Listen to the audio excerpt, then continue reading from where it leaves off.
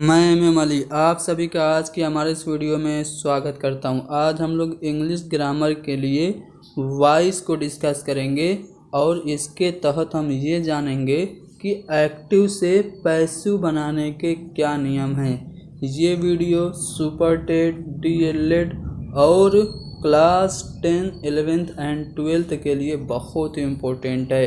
तो चलिए शुरू करते हैं। सबसे पहले वॉइस क्या होता है ये जान लेते हैं। तो दोस्तों, वॉइस का मतलब हुआ a verb can express an action in two ways. दो तरीके से कोई भी वर्ब अपना एक्शन एक्सप्रेस कर सकता है। पहला, giving importance to the subject doer of action. दूसरा, giving importance to the action rather than its doer. This quality of verb is called voice. In this way, a verb can have two voices. First, active voice. Second, passive voice. Verb का वह रूप जिससे पता चलता है कि subject कोई काम करता है या सब्जेक्ट पर कोई काम होता है, वही वॉइस कहलाता है। जैसे मैं कहूँ एग्जाम्पल के रूप में, शी राइट्स अ लेटर। तो शी राइट्स अ लेटर, इस वाक्य का अर्थ क्या हुआ? वो पत्र लिखती है। तो यहाँ पे सब्जेक्ट स्वेच्छा से कार्य कर रहा है। सी यानी कि जो सब्जेक्ट है वो अपनी मर्जी से काम कर रहा है। और मैं एक और एग्जांपल आपको दूं कि a letter is written by her. तो इसका अर्थ हो गया उसके द्वारा पत्र लिखा जाता है और यहाँ सब्जेक्ट से कार्य करवाया जा रहा है। तो उपरोक्त दोनों अगर सेंटेंसेस की बात करें तो उपरोक्त दोनों सेंटेंसेस का अर्थ तो एक ही समान है, सिर्फ कहने का तरीका अलग अलग है। अगर मैं कहूँ शी राइट्स अ लेटर या फिर मैं कहूँ a letter is written by her, दोनों का मतलब एक ही है, सिर्फ कहने का तरीका अलग है। फ़र्क यह है कि दोनों सेंटेंस में ऑब्जेक्ट और सब्जेक्ट ने एक दूसरे का स्थान बदल लिया है। सब्जेक्ट ऑब्जेक्ट की जगह पे हो गया है और ऑब्जेक्ट सब्जेक्ट की जगह पे। अब एक्टिव वॉइस क्या होता है ये जान लेते हैं। तो the form of verb that lends importance to the subject the doer of action is called an active voice. यानी कि वर्ब का वह रूप जिससे सब्जेक्ट की प्रधानता का पता चले उसको हम लोग कहते हैं एक्टिव वॉइस। यहाँ सब्जेक्ट स्वेच्छा से अपनी मर्जी से कार्य करता है और वो प्रत्येक कार्य करने के लिए चुस्त यानी कि एक्टिव और सक्षम होता है, इसीलिए इसको हम लोग एक्टिव वॉइस कहते हैं। एग्जाम्पल है शी राइट्स अ लेटर।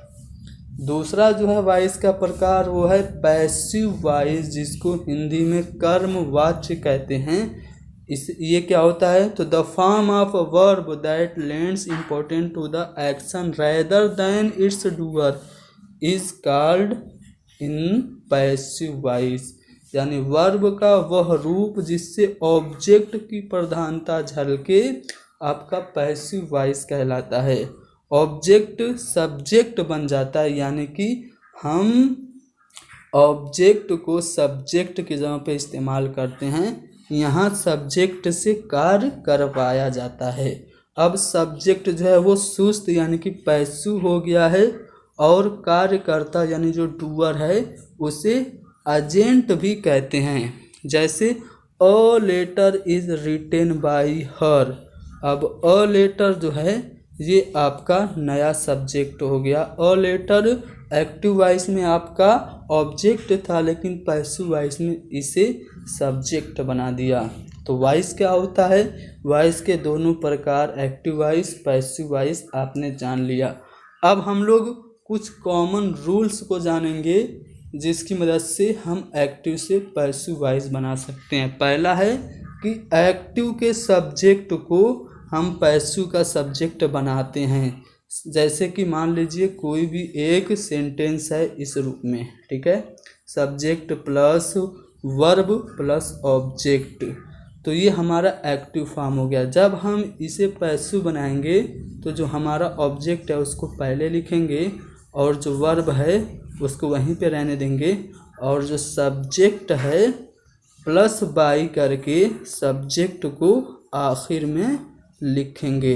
तो ये तरीका होता है, यानी कि हम क्या करेंगे, एक्टिव के ऑब्जेक्ट को पैसिव का सब्जेक्ट बना देंगे। पहला काम ये करेंगे एक्टिव से पैसिव बनाने के लिए, ठीक है। और उसी तरह हम क्या करेंगे, एक्टिव के सब्जेक्ट को पैसिव का ऑब्जेक्ट बना देंगे। उसके बाद क्या करेंगे, पैसिव में वर्ब टू बी की उपयुक्त फॉर्म के साथ वर्ब की थर्ड फॉर्म प्रयोग किया जाता है, ठीक है। ध्यान रहे वर्ब का टेंस वही रहता है, ठीक है। जब हम पैसिव वॉइस बनाते हैं तो उसमें हमें हमेशा वर्ब की थर्ड फॉर्म का इस्तेमाल करना होता है। अगला नियम क्या है कि पैसिव में नए सब्जेक्ट के नाउन या प्रोनाउन के अनुसार हेल्पिंग वर्ब का प्रयोग करते हैं। जब हम पैसिव में ऑब्जेक्ट को सब्जेक्ट बना देंगे तो इसी सब्जेक्ट के अकॉर्डिंग ही हेल्पिंग वर्ब का इस्तेमाल करेंगे। अभी एग्जांपल दूंगा, सब समझ में आएगा।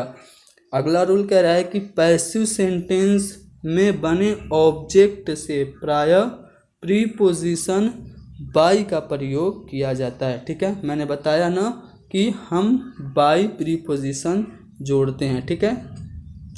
आगे बढ़ते हैं और अगला नियम जानते हैं। सेंटेंस का जो स्ट्रक्चर होगा इस तरह से होगा, subject plus helping verb plus verb की third form plus by plus object, इस तरह से होगा, ठीक है।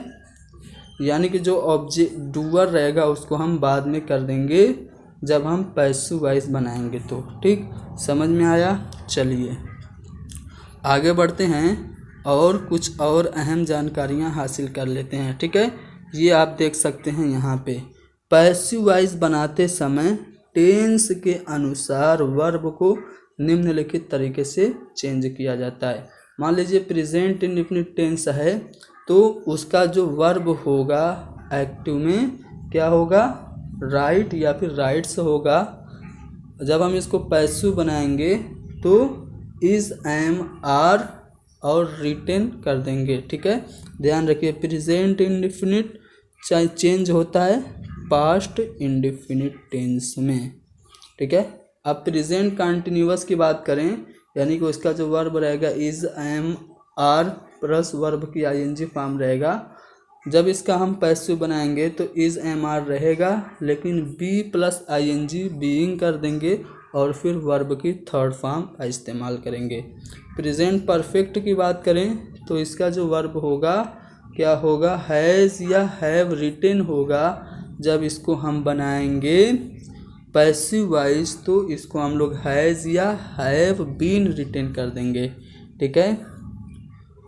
पास्ट इंडेफिनिट टेंस बदलेगा आपका पास्ट परफेक्ट टेंस में, यानी कि वर्ब अगर रोट रहेगा तो वाज या वर रिटेन हो जाएगा।